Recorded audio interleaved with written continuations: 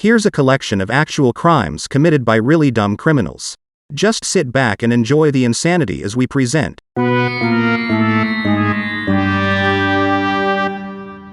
Stupid crime stories you just won't believe.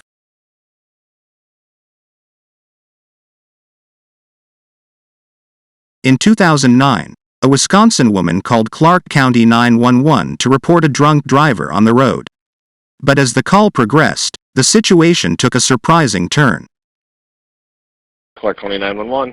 Somebody's really drunk driving down Granton Road. Which way are they going? They are going, Towards Granton or towards Gainesville? towards Granton. Okay, are you behind them or? No, I am them. You am them? Yes, I am them. Okay, so you want to call and report that you're driving drunk? Yes. Okay, what's your name? Mary. Okay, hold on one second, Mary, okay? Okay. Are you still driving right now? Yes. Do you want to stop driving before you get in an accident? Yes, I will stop. Okay, you going to stop right now? Yep, I will stop right now. Okay, just hold on a second, okay? Okay, I'm stopping. Okay, just hang on the phone, okay? Okay. I shouldn't be driving. How many people do you get that call in on themselves? Not many. But I guess it's better than getting in an accident and killing yourself or somebody else. No, I don't want to hurt anybody. I'm drunk. Am I going to go to jail? What's that? Will I go to jail? I guess if you're over the legal limit, I mean... Well, I know I am. This really sucks. I'm sitting here calling in on myself. At that moment, police arrived and gave the woman a sobriety test. Her blood alcohol level was nearly twice the legal limit. She said she had been out bar hopping for Halloween night. When she called police, she was only about 2.5 miles from home. Even though she called 911 to report herself, obviously it would have been better to not even get behind the wheel. Hopefully she's learned her lesson. The 49-year-old woman who identified herself as Mary was arrested and charged a misdemeanor for driving under the influence.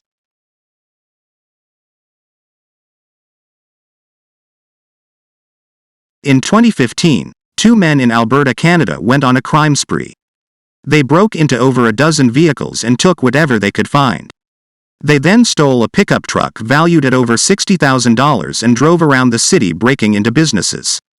They had stolen so much merchandise that they had to steal a second truck to carry the extra items. That second truck was also valued at around $60,000.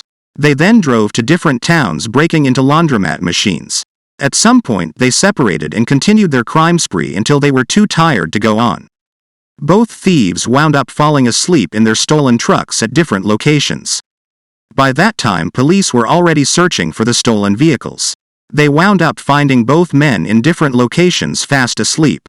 The trucks were so full of merchandise that there was only room for the driver. Police recovered about $200,000 worth of stolen goods. Officers later told reporters that these guys were not the world's brightest criminals. They arrested the men, ages 29 and 33, on burglary charges. There is also an interesting side note to this story. It seems that while the cops were looking for these crooks, they stopped a truck that matched the description. And while it wasn't the vehicle they were looking for, the driver had small quantities of cocaine and marijuana, along with illegal firearms. That driver was arrested as well. In 2019, a woman called 911 after her 2008 Chrysler Pacifica had been stolen. She told them that she had left her car idling while she went into a store at 11:50 p.m. She informed them that her 6-year-old nephew was in the backseat of the car when it was stolen. This triggered an urgent response from the New York Police Department. They immediately issued an all-points bulletin and rushed out additional units to deal with what was now a kidnapping case. Anytime a child is missing, entire communities will get involved. And this case was no different. They quickly set up tents so people could organize search groups to look for the missing child. Police quickly found the car just a few blocks away, but they could not locate the child. After further investigating, Police discovered that the woman's nephew had been home the whole time. She eventually admitted that she had lied to officers. While it was true that her car was stolen, her nephew was never in the vehicle. She said she only reported him missing so police could find her car quicker. She claimed that she learned the technique during a class she had taken in school. If that's true, it would have been better if they taught her how to stay out of jail because filing a false police report is a crime. Police then arrested the 22-year-old woman and charged her with filing a false report. In 2019, police in Louisiana were searching for a young woman named Precious Landry. The 19-year-old was wanted for attempted second-degree murder stemming from an incident that occurred over the weekend. Police in the St. Martin Parish District created a Facebook post asking the public for any information on where she was hiding. They even offered a $1,000 reward for any information leading to her arrest. Of course, they needed to include a picture of the suspect in their Facebook post. Looking at these two very different photos of her, which one do you think they decided to use? That's right, they chose the one where Precious wasn't exactly looking her best. It didn't take long for their Facebook post to get replies. However, one message in particular stood out. It simply read, "That picture ugly." And as you can see, the message was from the suspect, Precious Landry herself. Police responded with their own post saying, "Precious Landry, you are always welcome to head over to the sheriff's office and take a new picture if you want. Or you can just wait to take it when someone turns you in to collect on the $1,000 reward." Now if you watched episode 9 of our series, you may recall the man who also complained about police posting an unflattering picture. He even had the nerve to send police an updated photo of himself. However, Precious wasn't so generous. She turned down their offer and simply told police to do their job. In other words, come find me. She also said that she had other mugshots available. She's right. She was arrested just a year earlier with 3 other teens for stealing $13,000 worth of goods from retail stores. Apparently she felt insulted that they didn't choose a better picture. It should be no surprise that this post quickly went viral with thousands of replies. Let's face it, it's not often that you have a fugitive publicly exchanging messages with police. Of course, when you go viral, you also increase the odds of getting caught. In the case of Precious, when the tips started coming in, she knew her time was up. One woman even posted that Precious still owed her money for doing her hair.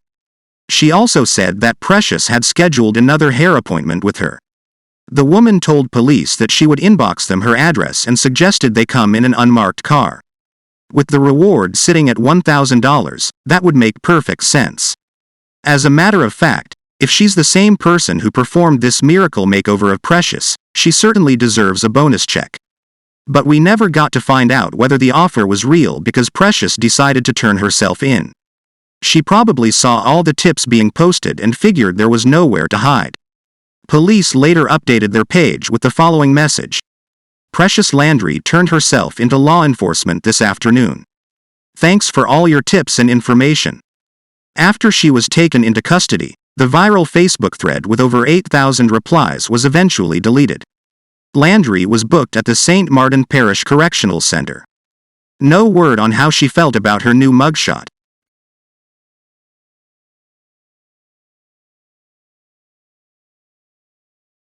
Be sure to like and subscribe to this channel.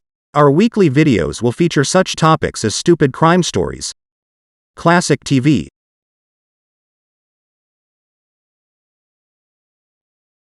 and the real stories behind popular songs from the past and present. There will be even more categories as we continue to grow.